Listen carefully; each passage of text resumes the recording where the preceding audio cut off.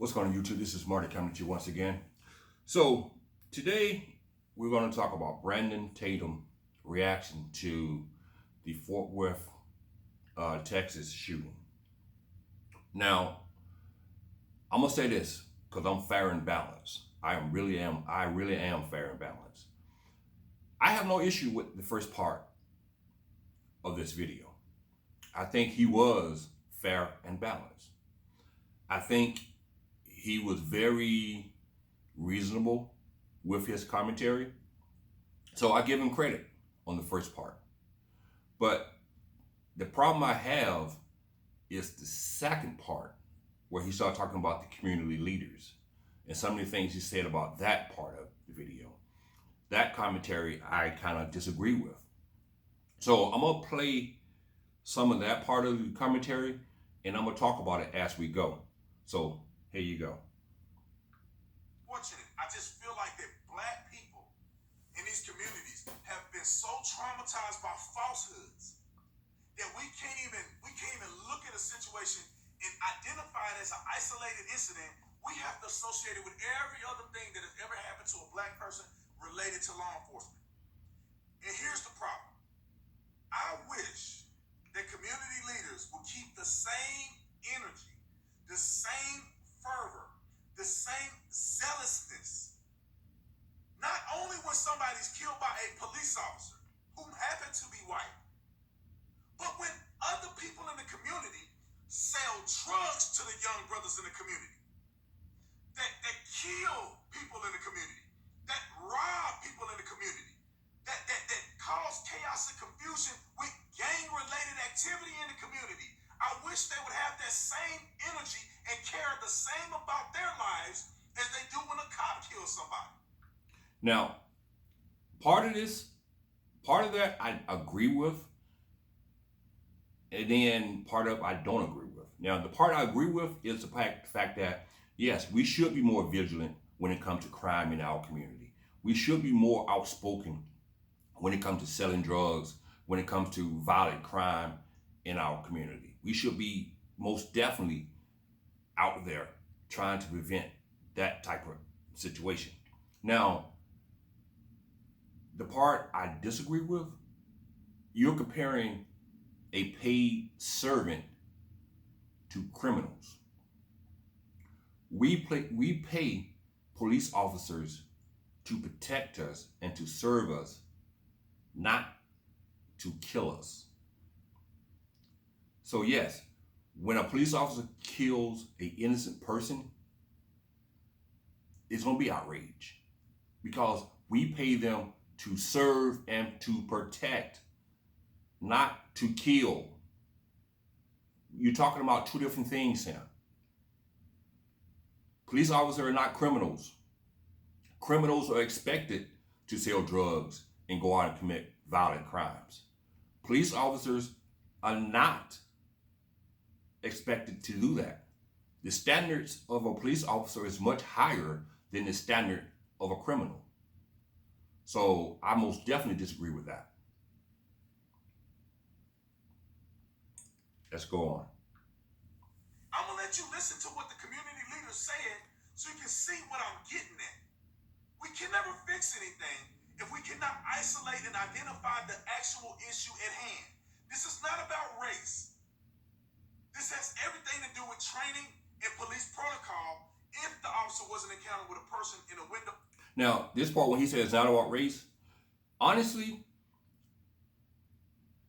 on the surface, you could say it's not about race, but below the surface, in the way that blacks are treated by the police departments in this country, it can be considered about race. Because police officers tend to react to black people more aggressively than they do towards white people. Known fact, known study shows that police officers are more aggressive toward black people than white people. So yeah, on the outside, on the surface part, nah, you can say it's not about race. But if you dig deep into the way police officers treat black people, they treat them different. So it is a little racial, in a sense. With a gun. And I think they can still improve on training. But this has nothing to do with Amber Geiger. This has nothing to do with that. It has nothing to do with Michael Brown, Eric Garner, none of that.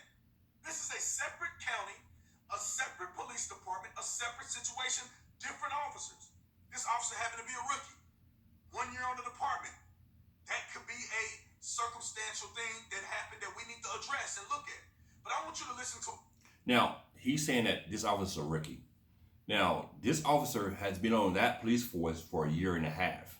So, with a year and a half of experience on the streets, serving that community, can you say that that's an excuse for him making that mistake? No, I don't think so. Because when you make a mistake like that, you cost someone their life rather. So I don't think being a rookie, you can say that's an excuse.